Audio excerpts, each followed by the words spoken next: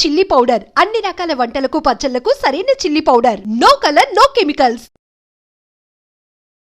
నమస్కారం, welcome to iDream. ధర్మ మార్గం విత్ విజిత కార్యక్రమానికి స్వాగతం.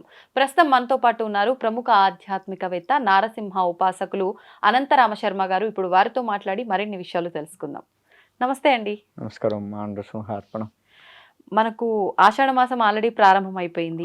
ఈ ఆషాఢ మాసంలో మనకి మామూలుగా అంటే ఎటువంటి శుభకార్యాలు ఉండవు, కానీ ఇప్పటి నుంచి ఇంకా మనకు అన్ని కూడా దేవుడికి సంబంధించిన ఆరాధనలు, విశేషమైన రోజులు అనేవి ప్రారంభం అవుతుంటాయి. అందులో భాగంగా తీసుకుంటే ఏకాదశి, ముందుగా తొలి ఏకాదశి వస్తుంది. ఆ తర్వాత నుంచి మిగతా కార్యక్రమాలన్నీ కూడా ప్రారంభం అవుతాయని చెప్పి అనుకుంటాము. ఏకాదశికి మామూలుగానే చాలా ప్రాధాన్యత ఉంది. మరి ప్రత్యేకించి తొలి ఏకాదశి అంటే ఇంకా చాలా విశిష్టత. ఆ విశిష్టత గురించి తెలియజేయండి. ఆ రోజున ఉపవాసం ఏ రకంగా ఉండాలో తెలియజేయండి. తప్పకుండా. మనము శుద్ధ ఏకాదశి, బహుళ ఏకాదశి, రెండు ఏకాదశులు కూడాను విశిష్టమైనవి. విష్ణుమూర్తి ఆరాధనకి పౌర్ణమి ముందు, పౌర్ణమి తర్వాత అనేది ఉండదు. అసలు భగవత్ కార్యానికే అది ఉండదు. తిథివార నక్షత్రాలు ఏవి చూడాల్సిన పని లేదు, ఎప్పుడైనా చేసుకోవచ్చు. ఇంకా ఏకాదశి అనగానే విష్ణుమూర్తికి ఇంకెక్కువ ప్రీతికరమైంది.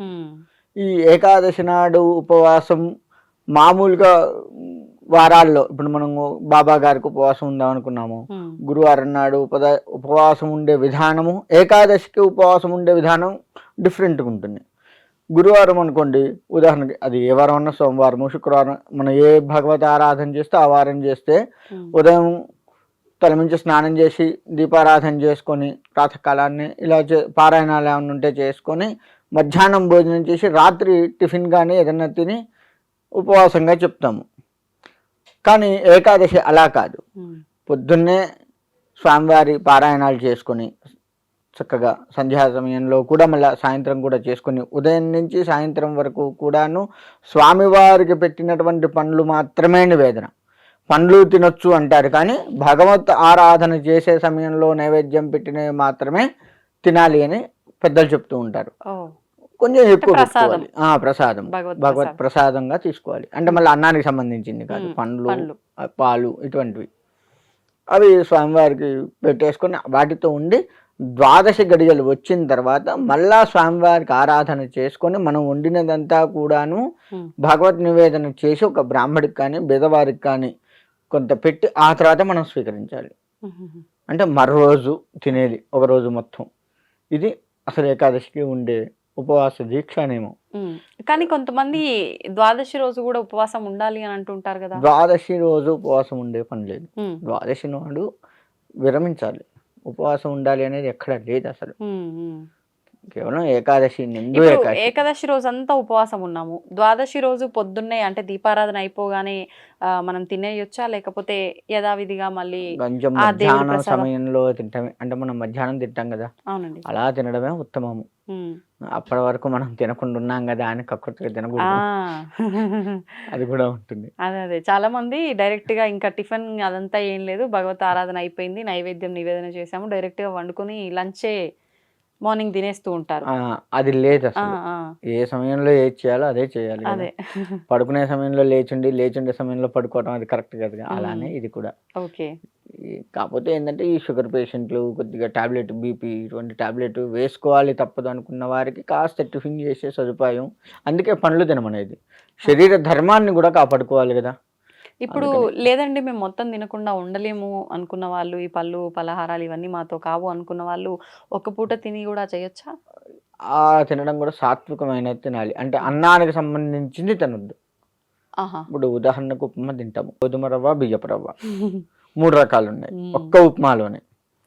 ఆ 3 రకాలలో బియ్యపు రవ్వ ఉప్మాని దూరం చేయాలి. బియ్యం ఉడికితే అన్నం అవుతుంది. రవ్వ అనే పేరే కానీ అన్నం అవుతుంది అది. కాబట్టి దాన్ని దూరం చేయాలి. ఇలా తీసుకోవచ్చు కాస్త. ఇది తప్పదు అనుకున్నటువంటి వాళ్ళు ఓకే. అంటే రైస్ ఐటమ్స్ తప్పించి రైస్ ఐటమ్ మిగతావి ఏవైనా కూడా అల్పాహారంగా తీసుకోవచ్చు. అయితే ఇక్కడ తులాకాశి విశేషం ఏందయ్యా అంటే, మనకి మృడాసురుడు అనే రాక్షసుడితో విష్ణుమూర్తి యుద్ధం చేసి ఉన్నాడు. యుద్ధం చేసి అలసిపోయి ఉత్తర ద్వారముఖంగా కూర్చొని యోగ నిద్రలో ఉన్నాడు. ఆ యోగ మాయ వచ్చేసి ఆ మృడాసురుణ్ణి సంహరించింది. అందుకని ఆ ఏకాదశిని విశేషంగా చెప్తారు. ఓ. సో ఆ సమయంలో విష్ణుమూర్తి ఆరాధన మనం ఎంత చేస్తామో అంత మంచి ఫలితాలు వస్తూ ఉంటాయి. ఉమ్. ఇక్కడ మనం ఉత్తగా ప్రతిరోజు చేసే ఆరాధనకు 100% ఫలితం ఆ. వచ్చింది. ఏకాదశి రోజు మన ఈ తొలి ఏకాదశి కాసేపు పక్క పెడితే దీన్నే మనం ఏకాదశి శయన నాడు ఏకాదశి అంటామండి. శయన ఏకాదశి దీన్నేనా? పడుకుంటారు, ఆయన ఆ. పడుకుంటారు. ఆ ఏకాదశి రోజు వచ్చేసి 1000% ఫలితం వస్తుంది. ఉమ్. అదే తొలి ఏకాదశి ఇటువంటి సమయాల్లో ఉమ్. 1,00,000% ఫలితం వస్తుంది. ఓకే. మళ్ళీ అవే క్షేత్రాల్లో చేస్తే ఇంకా అధికమైన ఫలితం వస్తుంది. దేవాలయాల్లో క్షేత్రాల్లో ఉమ్. ఇంకా మంచి ఫలితాలు వస్తాయి. కాబట్టి దేవాలయ దర్శనము ఇటువంటివి బాగా ఎందుకు చేసుకుంటాం అంటే మంచి ఫలితం వచ్చి స్వామివారి అనుగ్రహం పూర్తిగా మన మీద ఉండాలి. ఫలితం అనగానే మళ్ళీ మనకు డబ్బులు ఈ లౌకిక సుఖాలు కాదు, మళ్ళీ ఆ. ఆధ్యాత్మికత మనలో పెరిగి భగవంతుడి యొక్క కృప మన మీద కలిగి ఈ జన్మరాహిత్యాన్ని పొందాలి. ఇంకొక జన్మ లేకుండా చేసుకోవాలి జన్మరాహిత్యం అంటే. ఉమ్. దానికోసం మనం తాపత్రయపడాలి. ఓకే. అది అసలు ఏకాదశి నాడు చేసే విశేషం, భగవంతుడికి చేసే విశేషం అసలు అది. ఉమ్. ఆ విధంగా కనుక ఎవరైతే చేసుకుంటారో భగవత్ అనుగ్రహం ఉండి వాళ్ళు ఖచ్చితంగా జన్మరాహిత్యం అంటే ఇంకొక జన్మ లేకుండా ఈ జన్మలోనే మనం చేసుకొని ఇంకా పూర్తిగా జన్మ లేని యొక్క జీవితాన్ని ఈ జన్మలో మనం గడపచ్చు. ఓకే. అంటే ఇప్పుడు ఎవరైనా ఏదైనా చేస్తున్నారు మానవులు అని అంటే ఖచ్చితంగా అదొక పర్పస్ తోటే చేస్తారు. నేను ఈరోజు ఈ పూజ చేస్తున్నా అంటే నాకు దానివల్ల ఈ ఫలితం కలగాలి అని చెప్పి ఖచ్చితంగా ఎంత కోరుకోవద్దనుకున్నా దేవుడి ముందు వెళ్ళి నిలబడగానే స్వామి నాకు ఈ ఇబ్బంది ఉంది, దాని నుంచి బయట లేకపోతే స్వామి నేను ఇది కొనుక్కోవాలనుకుంటున్నా, నాకు అది ప్రసాదించు, ఈ రకంగా అనేసుకుంటూ ఉంటారు.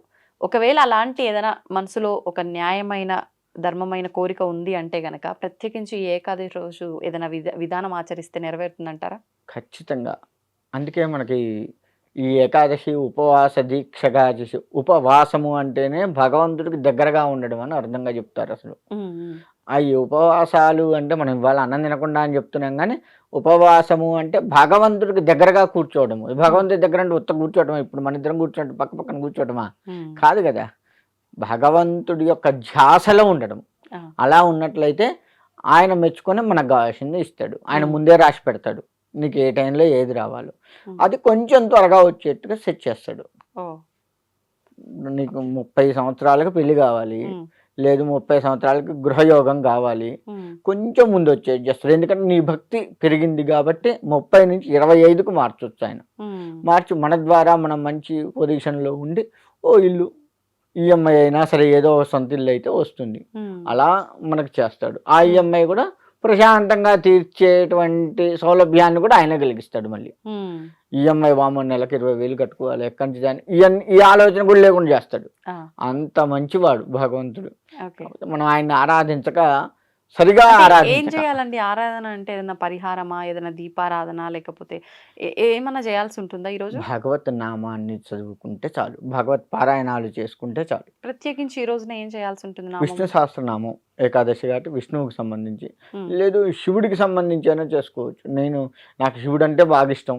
శివుడికి సంబంధించి శివాయ విష్ణు రూపాయ శివరూపాయ విష్ణువే అని శివకేశవులకు భేదం లేదు. కాబట్టి అటు ఎవరి ఆరాధన చేసినా ఏకం సత్ విప్రా బహుజా భవంతి అన్నట్టుగా భగవంతుడు ఒక్కడే, ఆయన ఖచ్చితంగా మన కోరికలను తీరుస్తాడు. అంతేగాని ఈరోజు ఏకాదశి విష్ణుమూర్తి ఆరాధన అయితే నువ్వు శివుడు ఎట్లా చేసావు, అమ్మవారు ఎట్లా చేసావు, ఇవన్నీ ఉండవు భగవంతుడి దగ్గర. మన దగ్గర ఉంటాయి అవి, భగవంతుడి దగ్గర అదంతా ఉండదు.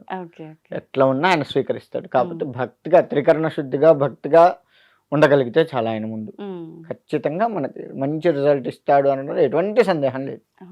ధన్యవాదాలండి. మంచిదమ్మా.